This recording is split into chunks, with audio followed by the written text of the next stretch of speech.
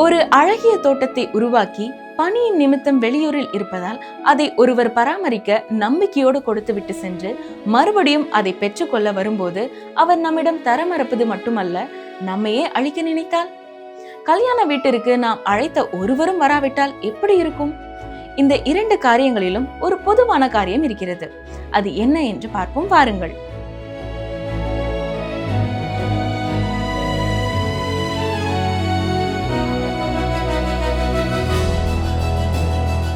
எங்களுக்கு மிகவும் பிரியமான வேதாராய்ச்சி நேயர்களே, இன்று நாம் மத்தேயு 21ஆம் அதிகாரம் 33ஆம் வசனம் முதல் 22ஆம் அதிகாரம் 46ஆம் வசனம் வரைக்கும் கற்றுக்கொள்ள இருக்கிறோம்.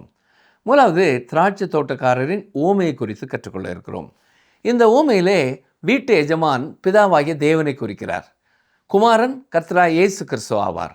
தோட்டக்காரர்கள் இஸ்ரவேலின் ஒரு சித்திரமாக இருக்கிறார்கள். கவனியுங்கள், மத்தேயு 21:33 முதல் 38 வரை வாசிக்கிறேன். வேறொரு ஓமையை கேளுங்கள். வீட்டு எஜமானாகிய ஒரு மனுஷன் இருந்தான். அவன் ஒரு திராட்சை தோட்டத்தை உண்டாக்கி அதை சுற்றிலும் வேலி அடைத்து அதில் ஒரு ஆலையை நாட்டி கோபுரத்தையும் கட்டி தோட்டக்காரருக்கு அதை குத்தகையாக விட்டு புறதேசுக்கு போயிருந்தான். கனி காலம் சமீபித்த போது அதன் கனிகளை வாங்கி கொண்டு வரும்படி தன் ஊழியக்காரரை தோட்டக்காரரிடத்தில் அனுப்பினான். தோட்டக்காரர் அந்த ஊழியக்காரரை பிடித்து ஒருவனை அடித்து ஒருவனை கொலை செய்து ஒருவனை கல்லெறிந்து கொண்டார்கள். பின்னும் அவன் முந்தினவர்களிலும் அதிகமான வேறே ஊழியக்காரரை அனுப்பினான். அவர்களையும் அப்படியே செய்தார்கள். கடைசியிலே அவன் என் குமாரனுக்கு அஞ்சுவார்கள் என்று சொல்லி தன் குமாரனை அவர்களிடத்தில் அனுப்பினான். தோட்டக்காரர் குமாரனை கண்டபோது, இவன் சுதந்திரவாளி, இவனை கொன்று இவன் சுதந்திரத்தை கட்டிக்கொள்வோம் வாருங்கள் என்று ஒருவரோடு ஒருவர் சொல்லிக்கொண்டே. இயேசு கிறிஸ்து இதுவரை சொன்ன ஓமைகளிலேயே இதுதான் மிகவும் நேரடியானதும் மற்றும் வலிமையானதுமாகும். இது அந்த மத தலைவர்களுக்கு அவர் கொடுக்கும் இறுதி எச்சரிக்கையாகும். அனைவருக்கும் கடைசியாக அவர் தனது குமாரனை அவர்களிடம் அனுப்பினார் என்று இந்த ஓமையிலே அவர் குறிப்பிட்ட பொழுது, அந்த குமாரனாகிய இயேசுவே அவர்களுக்கு முன்பாக நின்று இந்த ஓமையை கூறிக்கொண்டிருந்தார். தேவனுடைய குமாரனை அவர்கள் என்ன செய்ய போகிறார்கள்? அவர்கள் இருதயத்தில் என்ன எண்ணம் ஓடிக்கொண்டிருக்கிறது என்பதை அவர் அந்த வினாடியே அவர்களுக்கு வெளிப்படுத்தி கொண்டிருந்தார். பாருங்கள், மத்தேயு 21ஆம் அதிகாரம் 39ஆம் வசனம். அவரை பிடித்து திராட்சை தோட்டத்திற்கு புறம்பே தள்ளி கொலை செய்தார்கள். இந்த ஓமை அந்த மனிதர்களுக்கு மிகுந்த அதிர்ச்சியை கொடுத்தது. தொடர்ந்து பாருங்கள், 40-41ஆம் வசனங்கள். அப்படி இருக்க திராட்சை தோட்டத்தின் எஜமான் வரும்போது அந்த தோட்டக்காரரை என்ன செய்வான் என்று கேட்டார். அதற்கு அவர்கள், அந்த கொடியரை கொடுமையாய் அழித்து ஏற்ற காலங்களில் தனக்கு கனிகளை கொடுக்கத்தக்க வேறே தோட்டக்காரரிடத்தில் திராட்சை தோட்டத்தை குத்தகையாக கொடுப்பான் என்றார்கள். இயேசு இப்பொழுது தமக்குரிய அந்த புகழ்பெற்ற கல் என்ற அடையாளத்திற்காக அவர்களை பழைய ஏற்பாட்டு தீர்க்க தரிசனங்களுக்கு அழைத்து செல்கிறார். மத்தேயு 21ஆம் அதிகாரம் 42-43 வசனங்கள். இயேசு அவர்களை நோக்கி, வீடு கட்டுகிறவர்கள் ஆகாதென்று தள்ளின கல்லே மூலைக்கு தலைக்கல்லாயிற்று. அது கர்த்தராலே ஆயிற்று. அது நம்முடைய கண்களுக்கு ஆச்சரியமாக இருக்கிறது என்று நீங்கள் வேதத்தில் ஒரு காலம் வாசிக்கவில்லையா? ஆகையால் தேவனுடைய ராஜ்யம் உங்களிடத்திலிருந்து நீக்கப்பட்டு அதற்கேற்ற கனிகளை தருகிற ஜனங்களுக்கு கொடுக்கப்படும். இயேசு கிறிஸ்து பரலோக ராஜ்யம் என்ற சொற்றொடரை தேவனுடைய ராஜ்யம் என்று மாற்றியது கவனிக்க வேண்டியது. அவர் யூதர் அல்லாத பிரஜாதிகளையும் அவரிடம் வரும் அனைவரையும் உள்ளடக்க தயாராகி வருவதால் இந்த விரிவான சொல்லை அவர் பயன்படுத்துகிறார் என்று நாம் புரிந்து கொள்ள வேண்டும். தேவனுடைய ராஜ்யம் உங்களிடத்திலிருந்து நீக்கப்பட்டு அதற்கேற்ற கனிகளை தருகிற ஜனங்களுக்கு கொடுக்கப்படும். அதாவது யூதர்களிடத்திலிருந்து நீக்கப்பட்டு திருச்சபைக்கு கொடுக்கப்படுகிறது. நீங்களோ உங்களை அந்தகாரத்தில் நின்று தம்முடைய ஆச்சரியமான ஒளியினிடத்திற்கு வரவழைத்தவருடைய புண்ணியங்களை அறிவிக்கும்படிக்கு தெரிந்து கொள்ளப்பட்ட சந்ததியாயும் ராஜரீகமான ஆசாரிய கூட்டமாயும் பரிசுத்த ஜாதியாயும் அவருக்கு சொந்தமான ஜனமாயும் இருக்கிறீர்கள் என்று 1 பேதுரு 2:9 வாசிக்கிறோம். அந்த பரிசுத்த ஜாதிதான் திருச்சபை. மத்தேயு 21ஆம் அதிகாரம் 44ஆம் வசனத்தை பாருங்கள். இந்த கல்லின் மேல் விழுகிறவன் நொறுங்கி போவான். இது எவன் மேல் விழுமோ அவனை நசுக்கி போடும் என்று நான் உங்களுக்கு சொல்லுகிறேன் என்றார். இந்த கல்லின் மேல் விழுகிறவன் நொறுங்கி போவான் என்பது கிறிஸ்துவின் முதல் வருகையை குறிக்கிறது. திருச்சபை கட்டப்பட்டிருக்கும் கண்மலையே அவர்தான். போடப்பட்டிருக்கிற அஸ்திபாரமாகிய இயேசு கிறிஸ்துவே அல்லாமல் வேறொரு அஸ்திபாரத்தை போட ஒருவனாலும் கூடாது என்று 1 கொரிந்தியர் 3:11 கூறுகிறது. இந்த கல்லின் மேல் விழுவது என்பது இந்த கிருபையின் காலத்தில் ரட்சிப்பிற்காக கிறிஸ்துவிடம் வருவதை குறிக்கிறது. கிறிஸ்துவை நிராகரிப்பது என்பது தானியேல் 2 34 மற்றும் 44-45 வசனங்களிலே தீர்க்கதரிசனம் சொன்னது போல கிறிஸ்துவின் 2ஆம் வருகையின் பொழுது நிகழப்போகும் நியாய தீர்ப்பிலே அந்த கல் நம்மேல் விழுவதாகும். மத்தேயு 21 வசனத்தை பாருங்கள். பிரதான ஆசாரியரும் பரிசேயரும் அவருடைய ஓமைகளை கேட்டு தங்களை குறித்து சொல்கிறார் என்று அறிந்து. கவனித்தீர்களா? இயேசு எதை பற்றி பேசுகிறார் என்பதை அவர்கள் இப்பொழுது அறிந்து கொள்கிறார்கள். துரதிர்ஷ்டவசமாக நம்முடைய காலத்திலே குறிப்பாக திருச்சபையில் இருக்கிறவர்கள் பலர் இந்த செய்திகள் தங்களுக்கும் பொருந்தும் என்பதை உணராமலேயே போய்விடுகிறார்கள். மத்தேயு 21 வசனம் பாருங்கள். அவரை பிடிக்க வகை தேடினார்கள், ஆகிலும் ஜனங்கள் அவரை தீர்க்கதரிசி என்று எண்ணினபடியினால் அவர்களுக்கு பயந்திருந்தார்கள். கவனித்தீர்களா? இயேசு மரிக்க வேண்டும் என்று அந்த மத தலைவர்கள் ஏற்கனவே தீர்மானித்திருந்தாலும் அவர்கள் அவரை பிடிக்க முயன்ற பொழுது ஜனங்களுக்கு பயந்தார்கள். ஏனென்றால் மக்கள் அவரை தேவனுடைய ஒரு தீர்க்கதரிசியாக நினைத்திருக்கிறார்கள். தொடர்ந்து 22 சில வசனங்களை பார்ப்போம். இந்த அதிகாரத்திலே ராஜாவின் குமாரனுக்காக தந்தை ஏற்பாடு செய்த கல்யாண விருந்தை பற்றிய ஓமை இயேசு கூறுகிறார். மேலும் அவரை சோதிக்க வந்த ஏரோதியர்கள், சதுசேயர்கள் மற்றும் பரிசேயர்களின் கேள்விகளுக்கு பதிலளித்து அவர்களை வாயடைக்க செய்கிறார். மத்தேயு 21 மத தலைவர்கள் இயேசுவை கொல்ல தீர்மானித்ததோடு முடிவடைந்தது. ஆனால் அந்த நேரத்தில் திரளான ஜனங்களுக்கு பயந்திருந்தார்கள். சரி, நாம் இப்பொழுது சிந்திக்கும் 22 நம்முடைய ஆண்டவர் அந்த மத தலைவர்களுடன் நடத்தும் அந்த நேரடி விவாதத்தின் தொடர்ச்சியாகவே இருக்கிறது. முந்தைய அதிகாரத்திலே அவர் தொடங்கிய பதிலின் ஒரு பகுதியாக இங்கே முதலிலே ஒரு ராஜா தனது குமாரனுக்கு செய்த கல்யாண விருந்து பற்றிய ஊமையை அவர்களுக்கு சொல்கிறார். பாருங்கள், கல்யாண விருந்து பற்றிய ஊமை நீங்களும் நானும் வாழ்கிற இந்த காலத்திற்கு மிகவும் பொருத்தமான ஒரு செய்தியாகும்.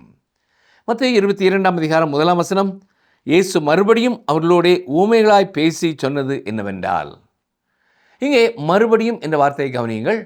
இந்த சிறிய வார்த்தை மத்தேயு 21-23 குறிப்பிடப்பட்டுள்ள பிரதான ஆசாரியரிடமும் மூப்பர்களிடமும் இயேசு இன்னும் தொடர்ந்து பேசிக்கொண்டிருக்கிறார் என்பதை காட்டுகிறது. மத்தேயு 22:2 பரலோக ராஜ்யம் தன் குமாரனுக்கு கல்யாணம் செய்த ஒரு ராஜாவுக்கு ஒப்பாய் இருக்கிறது. நிச்சயமாகவே ஒரு ராஜா என்பவர் பிதாவாகிய தேவனையும் அவருடைய குமாரன் என்பவர் கர்த்தராகிய இயேசு கிறிஸ்துவையும் குறிக்கிறார்கள். முந்தைய 2 ஓமைகளிலே பயன்படுத்திய தேவனுடைய ராஜ்யம் என்பதற்கு பதிலாக இங்கே அவர் மீண்டும் பரலோக ராஜ்யம் என்ற சொற்றொடரை பயன்படுத்துவதை நாம் கவனிக்க வேண்டும். இந்த ஓமை மத்தேயு 13 உள்ள ஓமைகளுக்கு இணையாக இருக்கிறது. ஆனால் மத்தேயு 13 அந்த யுகத்தின் முடிவை பற்றி பார்த்தோம். இங்கே அந்த யுகம் எப்படி மற்றும் ஏன் தொடங்கியது என்பதற்கான முக்கியத்துவம் கொடுக்கப்பட்டிருக்கிறது. மத்தேயு 22 வசனம் பாருங்கள். அழைக்கப்பட்டவர்களை கல்யாணத்திற்கு வர சொல்லும்படி அவன் தன் ஊழியக்காரரை அனுப்பினான், அவர்களோ வர மனதில்லாதிருந்தார்கள். அவர் கல்யாண விருந்துக்கு அழைக்கப்பட்டவர்களை கூப்பிடும்படி தம்முடைய ஊழியக்காரர்களை அனுப்பினார். இங்கே அழைக்கப்பட்டவர்கள் யார்? அவர்கள்தான் இஸ்ரவேல் வம்சத்தின் காணாமற் போன ஆடுகள். நம்முடைய ஆண்டவர் தமது அப்போஸ்தலர்களை முதலில் அவர்களிடமே அனுப்பினார். ஞாபகம் இருக்கிறதா?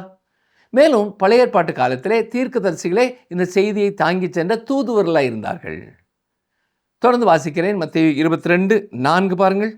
அப்பொழுது அவன் வேறு ஊழியக்காரரை அழைத்து, நீங்கள் போய், இதோ என் விருந்தை ஆயத்தம் பண்ணினேன், என் எருதுகளும் கொழுத்த ஜந்துக்களும் அடிக்கப்பட்டது, எல்லாம் ஆயத்தமாயிருக்கிறது, கல்யாணத்திற்கு வாருங்கள் என்று அழைக்கப்பட்டவர்களுக்கு சொல்லுங்கள் என்று அனுப்பினான்.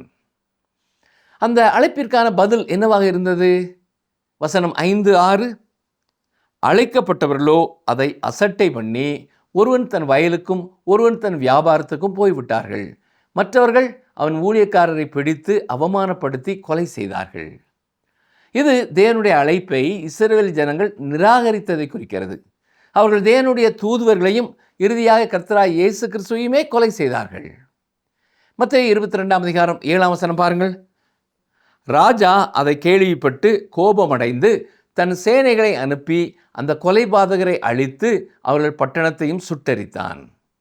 இந்த ஓமை சந்தேகத்திற்கு இடமின்றி கிறிஸ்துவுக்கு பின் 70 ரோமானிய தளபதி தீத்து என்பவரால் எருசலேம் நகரம் அழிக்கப்பட்டதை குறிக்கிறது. மத்தேயு 22:8 அப்பொழுது அவன் தன் ஊழியக்காரரை நோக்கி, கல்யாண விருந்து ஆயத்தமாயிருக்கிறது, அழைக்கப்பட்டவர்களோ அதற்கு அபாத்திரராய் போனார்கள். இப்பொழுது அந்த அழைப்பின் முறையிலும் விதத்திலும் ஒரு தெளிவான மாற்றத்தை நாம் பார்க்கிறோம். இது நாம் தற்போது வாழ்ந்து கொண்டிருக்கும் இந்த காலகட்டத்தை குறிக்கிறது. சரி, மத்தேயு 22 9 10 வசனங்களை பாருங்கள். ஆகையால் நீங்கள் வழி சந்திகளிலே போய் காணப்படுகிற யாவரையும் கல்யாணத்திற்கு அழைத்து கொண்டு வாருங்கள் என்றான். அந்த ஊழியக்காரர் புறப்பட்டு வழிகளிலே போய் தாங்கள் கண்ட நல்லார் பொல்லார் யாவரையும் கூட்டிக் கொண்டு வந்தார்கள். கல்யாண சாலை விருந்தாளிகளால் நிறைந்தது. ஆனால் அங்கே என்ன நடந்ததுன்னு கவனியுங்கள். 11 வசனம். விருந்தாளிகளை பார்க்கும்படி ராஜா உள்ளே பிரவேசித்த போது கல்யாண வஸ்திரம் தரித்திராத ஒரு மனுஷனை அங்கே கண்டு. அந்த கல்யாண வஸ்திரம் என்பது என்ன? ராஜாவின் அழைப்பு அனைவருக்கும் பொதுவானதுதான். ஆனால் ராஜாவின் நிபந்தனைகளை பூர்த்தி செய்யாமல் அந்த விருந்துக்கு வருவதிலே ஒரு பெரிய ஆபத்து இருக்கிறது. அந்த கல்யாண வஸ்திரம் என்பது கிறிஸ்துவின் நீதியாகிய வஸ்திரம். இது ரட்சிப்பிற்கு மிகவும் அவசியமானது. மேலும் விசுவாசிக்கிற அனைவருக்கும் இது இலவசமாக கொடுக்கப்படுகிறது. அப்போஸ்தலனாகிய பவுல் இந்த நீதியை பற்றித்தான் ரோமர் 3:21-22 தெளிவாய் கூறியிருக்கிறார். விருந்துக்கு வரும் ஒவ்வொருவரும் கண்டிப்பாக இந்த கல்யாண வஸ்திரத்தை தரித்திருக்க வேண்டும். சரி, தொடர்ந்து மத்தேயு 22 12 வசனம் பாருங்கள். சிநேகிதனே, நீ கல்யாண வஸ்திரம் இல்லாதவனாய் இங்கே எப்படி வந்தாய் என்று கேட்டான். அதற்கு அவன் பேசாமல் இருந்தான். அந்த மனிதன் வாயடைத்து போனான் என்பதை கவனித்தீர்களா? இன்று அநேகர், நான் நல்லவன், நான் யாருக்கும் கெடுதல் செய்யவில்லை, எனவே தேவனிடத்திலே என் நியாயத்தை என்னால் வாதிட முடியும் என்று நினைக்கிறார்கள். ஆனால் கல்யாண வஸ்திரம் இல்லாமல் வந்த அந்த மனிதன் வாயடைத்து போனான் என்று இயேசு கூறுகிறார். பாருங்கள், மத்தேயு 22 13-14 வசனங்கள். அப்பொழுது ராஜா பணிவிடைக்காரரை நோக்கி, இவனை கையும் காலும் கட்டி கொண்டு போய் அழுகையும் பற்கடிப்பும் உண்டாயிருக்கிற புறம்பான இருளிலே போடுங்கள் என்றான். அந்தபடியே அழைக்கப்பட்டவர்கள் அநேகர், தெரிந்து கொள்ளப்பட்டவர்களோ சிலர் என்றார். அந்த கல்யாண வஸ்திரத்தை ஏற்றுக்கொள்வதும் ஏற்றுக்கொள்ளாததும் உங்கள் கையிலே தான் இருக்கிறது. ஆனால் கிறிஸ்து அதை உங்களுக்காக சம்பாதித்து வைத்திருக்கிறார். அழைப்பு அனைவருக்கும் சென்றிருக்கிறது. ஆனால் நீங்கள் ராஜாவின் நிபந்தனைகளின்படி தான் உள்ளே வர முடியும். இப்பொழுது கிறிஸ்துவின் எதிரிகள் அவர் மீது தங்களின் இறுதி தாக்குதலை தொடுக்கிறார்கள். முதலிலே ஏரோதியர்கள் வருகிறார்கள், அடுத்ததாக சதுசேயர்கள் வருகிறார்கள், இறுதியாக பரிசேயர்கள் வருகிறார்கள். அதன் பிறகு நம்முடைய ஆண்டவர் பரிசேயர்களிடம் ஒரு கேள்வியை கேட்பார். அதற்கு பதில் சொல்ல முடியாமல் அவர்கள் அவரிடத்திலிருந்து எவ்வளவு சீக்கிரம் தப்பிக்க முடியுமோ அவ்வளவு சீக்கிரம் ஓடிவிடுகிறார்கள். இதுவே அவர்களுடனான இறுதி பிரிவை அடையாளப்படுத்துகிறது. அதன் பின்பு மத்தேயு 23 அவர் அவர்களை கடுமையாக கண்டிப்பார். சரி, ஏரோதியர்கள் தங்களின் அரசியல் நிலைப்பாட்டிற்கு ஏற்ற ஒரு கேள்வியோடு இயேசு கிறிஸ்துவிலே வருகிறார்கள். அவர்கள் ஏரோதின் குடும்பத்தை ஆதரித்த ஒரு அரசியல் கட்சி. அந்த ஏரோது வம்சத்தினர் தங்களை ரோமானிய அடிமைத்தனத்திலிருந்து விடுவிப்பார்கள் என்று அவர்கள் நம்பிக்கொண்டிருந்தார்கள். ஏரோதியர்கள் ஒரு மதக்குழு அல்ல, மாறாக அவர்கள் தீவிரமான அரசியல்வாதிகள். இருந்தாலும் பரிசேயர்கள் அவர்களை தங்கள் நோக்கத்திற்காக பயன்படுத்தி கொண்டார்கள். மேலும் அநேக பரிசேயர்கள் ஏரோதியர்களாகவும் இருந்திருக்க வாய்ப்புண்டு. இயேசுவின் மீதான இந்த முதல் தாக்குதலை பரிசேயர்களே தூண்டிவிடுகிறார்கள். கவனியுங்கள், மத்தேயு 22 15-17 வரை வாசிக்கிறேன். அப்பொழுது பரிசேயர் போய் பேச்சிலே அவரை அகப்படுத்தும்படி யோசனை பண்ணி தங்கள் சீஷரையும் ஏரோதியரையும் அவரிடத்தில் அனுப்பினார்கள். அவர்கள் வந்து, போதகரே, நீர் சத்தியம் உள்ளவர் என்றும் தேவனுடைய மார்க்கத்தை சத்தியமாய் போதிக்கிறவர் என்றும் நீர் முகதாட்சியம் இல்லாதவர் ஆகையால் எவனை குறித்தும் உமக்கு கவலை இல்லை என்றும் அறிந்திருக்கிறோம். ஆதலால் உமக்கு எப்படி தோன்றுகிறது? ராயனுக்கு வரி கொடுக்கிறது நியாயமோ அல்லவோ? அதை எங்களுக்கு சொல்லும் என்று கேட்டார்கள். கவனித்தீர்களா? வெளிப்படையாகவே அவர்கள் இயேசுவின் அபிப்பிராயத்தை அறிய விரும்பவில்லை. அவர்களிடம் ஏற்கனவே ஒரு பதில் இருந்தது. இது ஒரு தந்திரமான கேள்வி. இல்லை, நீங்கள் ராயனுக்கு வரி செலுத்தக்கூடாது என்று அவர் சொல்லியிருந்தால் அவர் ரோமுக்கு எதிரான துரோகி என்று குற்றம் சாட்டப்பட்டிருப்பார். ஏனென்றால் அக்காலத்திலே ரோம் தேசம்தான் இஸ்ரவேலை ஆட்சி செய்து வந்தது.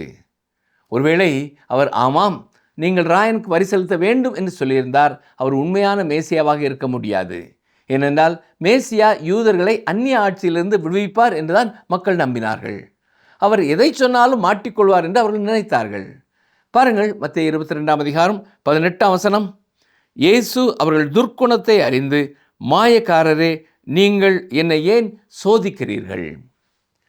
இயேசு அவர்களை வெளிவேஷக்காரரே என்று நேரடியாக அழைத்ததை கவனித்தீர்களா? 19 வசனம் பாருங்கள். வரி காசை எனக்கு காண்பியுங்கள் என்றார். அவர்கள் ஒரு பணத்தை அவரிடத்தில் கொண்டு வந்தார்கள். அவர் அவர்களுடைய காசையே பயன்படுத்தியது குறிப்பிடத்தக்கது.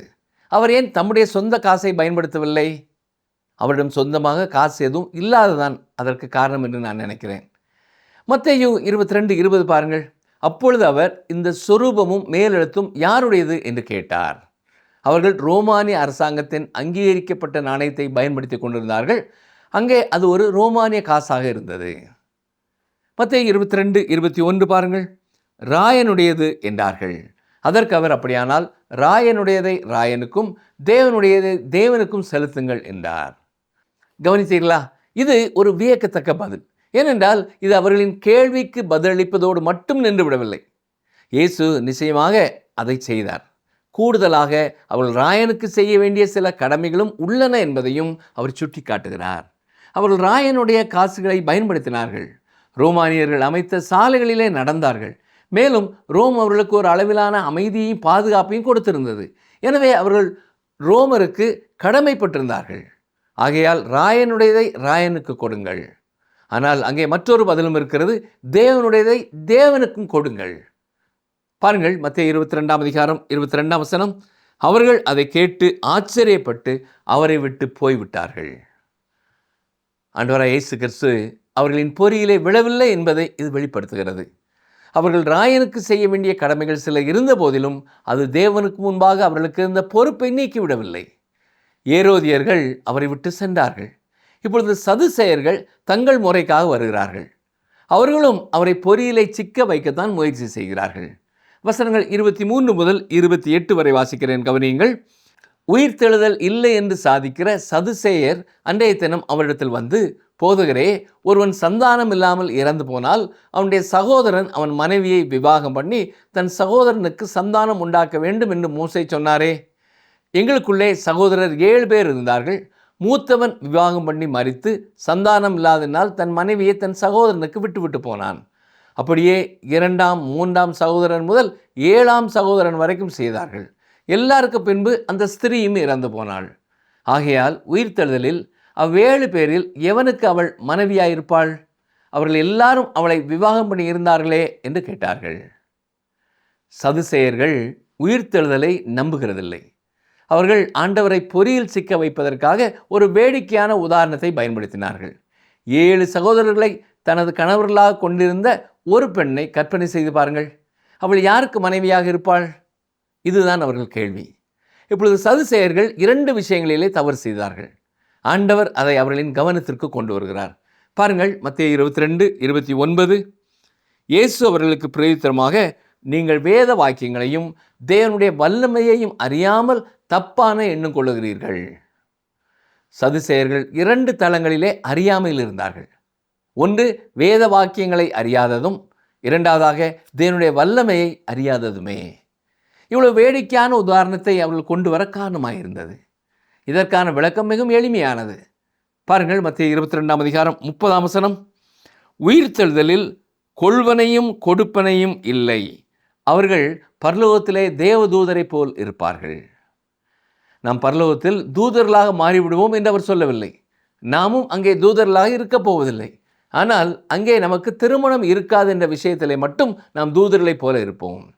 வேறு வார்த்தைகளிலே கூறுவதென்றால், பரலோகத்திலே பிறப்பின் மூலம் சந்ததியை தொடர வேண்டிய அவசியம் இருக்காது. இதற்காக இங்கே மிகவும் நெருக்கமாக இருந்த கணவன் மனைவி பரலோகத்திலே ஒன்றாக இருக்க முடியாது என்ற அர்த்தமல்ல. அவர்கள் இருவருமே அங்கே புதிய சுபாவங்களை கொண்டிருப்பார்கள். ஒருவேளை இந்த பூமியில் இருந்ததை விட அங்கே அவர்கள் இன்னும் சிறப்பாக ஒருவருக்கொருவர் ஒத்து போகக்கூடும். மத்தேயு 22:31-32 பாருங்கள். மேலும் மரித்தோர் உயிர்த்தெழுதலை பற்றி, நான் ஆபிரகாமின் தேவனும் ஈசாக்கின் தேவனும் யாக்கோபின் தேவனுமாய் இருக்கிறேன் என்று தேவனால் உங்களுக்கு உரைக்கப்பட்டிருக்கிறதை நீங்கள் வாசிக்கவில்லையா? தேவன் மரித்தோருக்கு தேவனாயிராமல் ஜீவனுள்ளோருக்கு தேவனாயிருக்கிறார் என்றார். இது ஒரு நேரடியான கூற்று. ஏற்கனவே மரித்து போனவர்களின் நிலை என்ன? இன்று ஆபிரகாமின் நிலை என்ன? அவர் அன்று எப்படி ஆபிரகாமாக இருந்தாரோ இன்றும் அப்படியே தான் இருக்கிறார். ஆபிரகாம், ஈசாக்கு மற்றும் யாக்கோபு ஆகியோர் பூமியிலிருந்து மற்றொரு இடத்திற்கு மாற்றப்பட்டிருக்கிறார்கள். அவ்வளவுதான். அவர்கள் மரிக்கவில்லை, அவர்கள் உயிருடன் இருக்கிறார்கள். கிறிஸ்துவுக்குள் மரித்து உங்களுக்காக பரலோகத்திலே காத்திருக்கும் உங்கள் அன்புக்குரியவர்களுக்கும் இதுதான் உண்மை. இது ஒரு மகிமையான சத்தியம். மத்தேயு 22ஆம் அதிகாரம் 33ஆம் வசனத்தை பாருங்கள். ஜனங்கள் இதை கேட்டு அவருடைய போதகத்தை குறித்து ஆச்சரியப்பட்டார்கள். இப்பொழுது ஏரோதியர்களும் சதுசேயர்களும் வாயெடுத்து போய்விட்டார்கள். பரிசேயர்கள் இயேசுவையும் மற்ற 2 குழுக்களையும் கவனித்துக் கொண்டிருந்தார்கள். பரிசேயர்கள் ஒரு மத அரசியல் கட்சியாக இருந்தார்கள். ரோமானிய ஆட்சியிலிருந்து தங்களை விடுவித்துக் கொள்ள தாவீதின் ராஜ்யம் மீண்டும் அதிகாரத்துக்கு வருவதை அவர்கள் விரும்பினார்கள். அந்த ராஜ்யத்தை மீட்டெடுக்கும் விஷயத்திலே அவர்கள் ஏரோதியர்களுடன் கைகோர்க்கலாம்.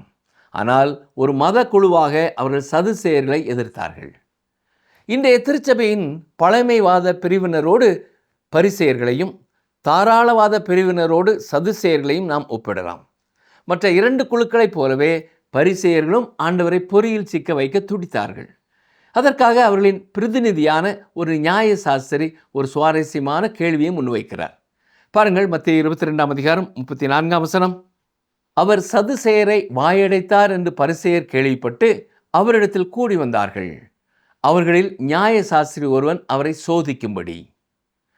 பரிசேயர்கள் ஒரு இரகசிய ஆலோசனை நடத்தி ஒரு யூகத்தை திட்டமிடுகிறார்கள். அதன்படி ஒரு புத்திசாலியான நியாய சாஸ்திரியை, அதாவது மோசேயின் நியாயப்பிரமாணத்திலே வல்லுநராக இருந்த ஒரு வேத பாரகரை முன்வைக்கிறார்கள். இயேசுவிடம் ஒரு சிக்கலான கேள்வியை கேட்பதே அவருடைய நோக்கம். பாருங்கள், மத்தேயு 22ஆம் அதிகாரம் 36ஆம் வசனம். போதகரே, நியாயப்பிரமாணத்திலே எந்த கற்பனை பிரதானமானது என்று கேட்டான். இப்பொழுது இயேசுவானவர் கொடுக்கும் பதிலை பாருங்கள். 37, 38ஆம் வசனங்களை வாசிக்கிறேன். இயேசு அவனை நோக்கி, உன் தேவனாய கர்த்தரிடத்தில் உன் முழு இருதயத்தோடும் உன் முழு ஆத்மாவோடும் உன் முழு மனதோடும் அன்பு கூர்வாயாக. இது முதலாம் பிரதான கற்பனை. அவர் அந்த 10 கற்பனைகளிலிருந்து எதையும் தெரிந்தெடுக்கவில்லை. கவனித்தீர்களா? அவர் அவர்களுக்கு ஒரு 2வது கற்பனையை கொடுக்கிறார். 39ஆம் வசனத்தை பாருங்கள். இதற்கு ஒப்பாயிருக்கிற 2ஆம் கற்பனை என்னவென்றால், உன்னிடத்தில் நீ அன்பு கூறுவது போல பிறனிடத்திலும் அன்பு கூறுவாயாக என்பதே. இந்த கட்டளைகளை உங்கள் வாழ்க்கையோடு ஒப்பிட்டு பார்க்கும் பொழுது நீங்கள் தேவனுடைய மகிமையை அடைய தவறிவிட்டீர்கள் என்பதை உணர்வீர்கள். நம்முடைய ஆண்டவர் அந்த மனிதனிடத்திலே மிகவும் நேரடியாக பேசுகிறார். அவர் என்ன சொல்கிறார்? எது மிக பெரிய கற்பனை என்று நீ அறிய விரும்புகிறாய்? தேவனிடத்திலே அன்பு கூறுவதே மிக பெரிய கற்பனை. உன் பிறரிடத்தில் அன்பு கூறுவது அதற்கு அடுத்தபடியான பெரிய கற்பனை என்றுதான் கூறினார். மத்தேயு 22ஆம் அதிகாரம் 40ஆம் வசனம் பாருங்கள். இவ்விரண்டு கற்பனைகளிலும் நியாயப்பிரமாணம் முழுமையும் தீர்க்க தரிசனங்களும் அடங்கி இருக்கிறது என்றார். இந்த 2 கற்பனைகளும் உண்மையில் முழு மோசேயின் நியாயப்பிரமாணத்தையும் சுருக்கமாக கூறுகின்றன. இயேசுவின் பதில் மிகவும் துல்லியமாக இருந்ததால் அந்த பரிசேயர்கள் நேர்மையானவர்களாக இருந்திருந்தால், நாங்கள் தவறிவிட்டோம், எங்களால் இந்த நியாயப்பிரமாணத்தின் மூலம் ரட்சிக்கப்பட முடியாது, எங்களுக்கு ஒரு இரட்சகர் தேவை என்று சொல்லியிருப்பார்கள். அந்த நேரத்தில் இரட்சகராகிய கர்த்தராகிய இயேசு கிறிஸ்து சிலுவையின் நிழலுக்கு மிக அருகிலே, அதாவது சிலுவை மரணத்தை நோக்கி நெருங்கி கொண்டிருந்தார். பரிசேயர்கள் மற்றொரு கேள்வியை கேட்டு அவரை பொறியிலே சிக்க வைக்க மீண்டும் ஒரு இரகசிய ஆலோசனை நடத்துகிறார்கள். ஆனால் இயேசு அவர்களை முந்திக் கொண்டு அவர்களிடத்திலே ஒரு கேள்வியை கேட்கிறார். பாருங்கள், மத்தேயு 22ஆம் அதிகாரம் 41 முதல் 44 வரை வாசிக்கிறேன். பரிசேயர் கூடியிருக்கையில் இயேசு அவர்களை நோக்கி, கிறிஸ்துவை குறித்து நீங்கள் என்ன நினைக்கிறீர்கள்? அவர் யாருடைய குமாரன் என்று கேட்டார். அவர் தாவீதின் குமாரன் என்றார்கள். அதற்கு அவர், அப்படியானால் தாவீது பரிசுத்த ஆவியினாலே அவரை ஆண்டவர் என்று சொல்லியிருக்கிறது எப்படி? நான் உம்முடைய சத்துருக்களை உமக்கு பாதப்படியாக்கி போடும் வரைக்கும் நீர் என்னுடைய வலது வருஷத்தில் உட்காரும் என்று கர்த்தர் என் ஆண்டவருடைய சொன்னார் என்று சொல்லியிருக்கிறானே. ஆண்டவராய் இயேசு கிறிஸ்து சங்கீதம் 110:1 மேற்கோள் காட்டுகிறார். தாவீது தன் சொந்த குமாரனை எப்படி என் ஆண்டவர் என்று அழைக்க முடியும்? தாவீது அவரை என் ஆண்டவர் என்று அழைக்க வேண்டுமானால் அந்த மகன் இயற்கைக்கு அப்பாற்பட்ட முறையிலே பிறந்தவராய் இருக்க வேண்டும் என்பதை பரிசேயர்கள் ஒப்புக்கொண்டே ஆக வேண்டும். மத்தேயு 22:45 பாருங்கள். தாவீது அவரை ஆண்டவர் என்று சொல்லியிருக்க அவர் அவருக்கு குமாரனாய் இருப்பது எப்படி என்பதே கேள்வி. அந்த மகன் அவரை விட உயர்ந்தவராக இல்லாவிட்டால் தாவீது எப்படி அவரை தனக்கு மேலானவர் என்று அழைக்க முடியும்? இந்த கேள்விக்கு கன்னி பிறப்பு என்பது மட்டுமே தர்க்க ரீதியான பதிலாகும். இயேசு தாவீதின் குமாரன் தான், ஆனால் அவர் தாவீதை விட பெரியவர். ஒரு குமாரன் தன் தந்தையை விட பெரியவராக இருக்க வேண்டும் என்றால் அந்த வம்சாவளியிலே அதைவிட மேலான ஒன்று இணைக்கப்பட்டிருக்க வேண்டும். இயேசுவின் இயற்கைக்கு அப்பாற்பட்ட பிறப்பின் பதிவுகள் மட்டுமே இதற்கு திருப்திகரமான பதிலை தருகின்றன. லூக்கா சுவிசேஷத்தில் கூறப்பட்டிருக்கிறபடி தாவீதின் ஆண்டவர் தாவீதின் வம்சாவளிக்குள் நுழைந்தார். பரிசுத்த ஆவி உன்மேல் வரும், உன்னதமானோருடைய பலம் உன்மேல் நிழலிடும், ஆதலால் உன்னிடத்தில் பிறக்கும் பரிசுத்தம் உள்ளது தேவனுடைய குமாரன் எனப்படும் என்று லூக்கா 1:35 கூறுகிறது. அவர் பரலோகத்திலிருந்து வந்த ஆண்டவர் என்பதால் அவர் தாவீதை விட பெரியவர். ஆண்டவராகிய இயேசு பரிசேயர்களை உண்மையான சிக்கலை எதிர்கொள்ளுமாறும் அவரை தாவீதின் குமாரனாகவும் தாவீதின் ஆண்டவராகவும் அங்கீகரிக்குமாறும் கட்டாயப்படுத்தினார். இதோடு மத தலைவர்களுடனான அந்த வார்த்தை போர் முடிவுக்கு வந்தது.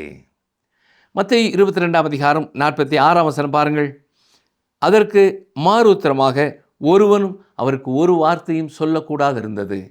அன்று முதல் ஒருவனும் அவரிடத்தில் கேள்வி கேட்க துணியவில்லை. இதற்கு பிறகு அவர்கள் அவர் மீது எந்த வார்த்தை ரீதியான தாக்குதலையும் நடத்தவில்லை. அவரை கொலை செய்ய வேண்டும் என்று அவர்கள் உறுதியாக முடிவெடுத்தார்கள். அதற்கான அடுத்தடுத்த நகர்வுகளை நோக்கி அவர்கள் நகரத் தொடங்கினார்கள். அவர்களால் அவருக்கு பதில் சொல்ல முடியவில்லை என்பதை அவர்கள் கண்டுகொண்டார்கள். அவருடைய தெய்வீக தன்மைக்கு இது ஒரு மிகச்சிறந்த ஆதாரமாகும். நீங்களும் ஆண்டவராய் இயேசு கிறிஸ்துவை குறித்து எவ்வளவோ கேள்விப்பட்டிருக்கிறீர்கள். அவர் உங்களுக்காக உங்கள் பாவத்தின் தண்டனையை ஏற்றுக்கொள்ள சிலுவையிலே மரித்தார். அவர் உயிரோடு எழுந்தார், இன்றைக்கும் ஜீவிக்கிறவராயிருக்கிறார். மீண்டும் ஒரு நாள் அவரோடு நாம் என்றென்றும் இருக்க முடியாய் நம்மை அழைத்து செல்ல வருகிறவராயிருக்கிறார். இதையெல்லாம் நீங்கள் விசுவாசித்து ஏற்றுக்கொள்ளும் பொழுது மகிழ்ச்சியோடு அவரை நீங்கள் சந்திக்க முடியும். அப்படிப்பட்ட கிருபையை கர்த்தர் தாமே உங்களுக்கும் உங்கள் குடும்பத்தின் அங்கத்தினர்கள் ஒவ்வொருவருக்கும் கொடுப்பாராக. ஆமென்.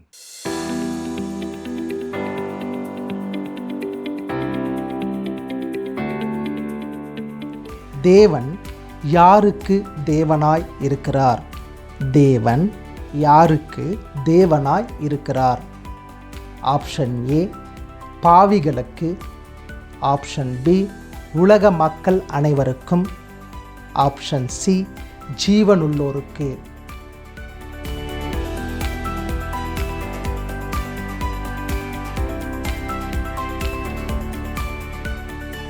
இந்த நாளின் தியானத்தில் தங்களுக்கு கொடுக்கப்பட்ட ஆசீர்வாதத்தை அநியாயமாக அபகரிக்க முயன்ற ஒரு கூட்டம். காரணம், தங்களது எஜமான் மேல் பயமில்லை. அடுத்த கூட்டம் தங்களது அழைப்பை அலட்சியம் செய்கிறது. இவர்களுக்கு எஜமானி குறித்த அலட்சியம். இன்னொரு மனிதனோ அழைப்பை பெற்றும் உள்ளே வர தன்னை தயார்படுத்தாத தைரியம். முடிவு இரு கூட்டத்தாருக்கும் அந்த மனிதனுக்கும் அழிவு. இன்னொரு கூட்டம் ஆண்டவரை சிக்க வைக்க கேள்வி கேட்கும் கூட்டம். நாம் எந்த கூட்டத்தில் சேர்ந்தவர்கள்? இன்றைய நிகழ்ச்சியில் நாம் பார்ப்பது ஆண்டவர் மீது பயம், மரியாதை இல்லை என்பதே அடிப்படை உண்மை. அவரை ஆண்டவராக ஏற்றுக்கொள்வதை விட தங்கள் தவறான வழி சரி என்பதை நிரூபிக்க துடிக்கும் கூட்ட மக்கள். இவற்றில் எதிலும் நாம் இராதபடி தேவ கிருபை நம்மை காத்துக் கொள்வதாக. இந்த நிகழ்ச்சி உங்களுக்கு பிடிச்சிருக்கா? அப்ப இப்பவே மிஸ்டர் கால் கொடுங்க. பரிசு வெல்றது நீங்களாவும் இருக்கலாம்.